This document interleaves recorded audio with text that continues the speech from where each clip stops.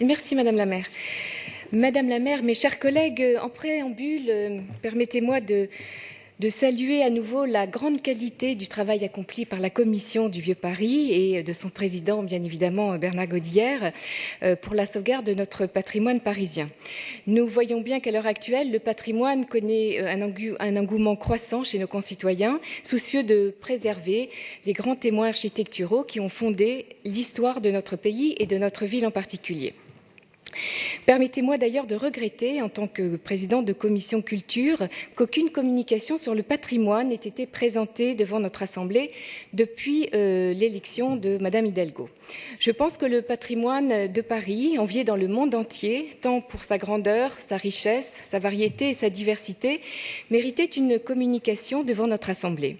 Car le patrimoine à Paris, qu'il soit majestueux, flamboyant, ou plus modeste, fait partie intégrante du quotidien des Parisiens. En témoigne l'immense émoi qu'a suscité l'incendie de Notre-Dame. Alors, vous vous êtes engagé en 2015 à ce qu'un bilan de la Commission du Vieux-Paris soit débattu chaque année devant le Conseil de Paris, ce qui n'était pas le cas, comme l'a rappelé le président Godillère, lors des précédentes mandatures. Et les élus de cette Assemblée, évidemment, vous en sont très reconnaissants. Car tout ce qui va dans le sens de la transparence va dans le bon sens. Indépendance et transparence sont bien là les deux conditions essentielles pour un bon fonctionnement de la Commission du Vieux-Paris. Alors, que penser de ce bilan ? Force est de constater que la tonalité du bilan est assez critique envers votre majorité. Nous parlions de transparence et d'indépendance à l'instant, qui devait présider entre la mairie de Paris et la Commission du Vieux-Paris, et je salue cette indépendance effectivement de la Commission dans ses conclusions. La Commission regrette le manque de transparence quant à la justification des refus de suivre les vœux émis par la Commission, et notre groupe avait demandé dès 2015 que la ville justifie systématiquement le non-suivi des vœux de la Commission.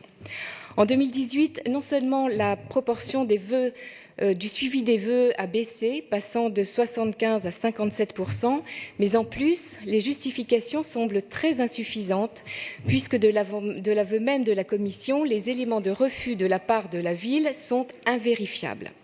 Peut-on parler encore réellement de transparence ? La CVP a recommandé une protection aux monuments historiques pour 3 bâtiments. La Cité de l'Argentine, avenue Victor Hugo dans le 16e, l'Hôtel-Dieu dans le 4e, l'Institut Georges Eastman dans le 13e. Pouvez-vous nous dire si la ville de Paris a effectivement bien fait ses demandes de classement auprès de l'État ? Mais le point qui semble le plus préoccupant est bien celui des autorisations de surélévation autorisées par la ville de Paris. Le bilan nous informe que sur 143 demandes d'autorisation, 106 ont été acceptées, soit 74% d'acceptation. Et ce que dénonce la Commission au-delà de la multiplication des surélévations, c'est finalement une surenchère financière accordée à des logements de grand standing à 66% des autorisations, loin devant des immeubles du parc social ou des bureaux.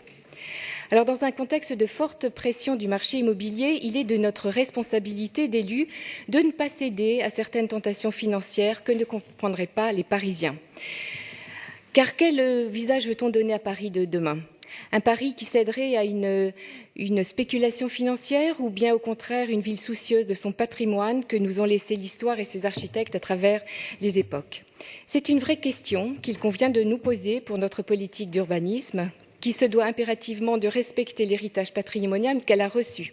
Non, Paris ne doit pas devenir un musée, effectivement, mais pour autant, elle doit résister aux sirènes de la spéculation immobilière et de certains choix architecturaux qui détruiraient la beauté de notre ville. Voilà, je vous remercie.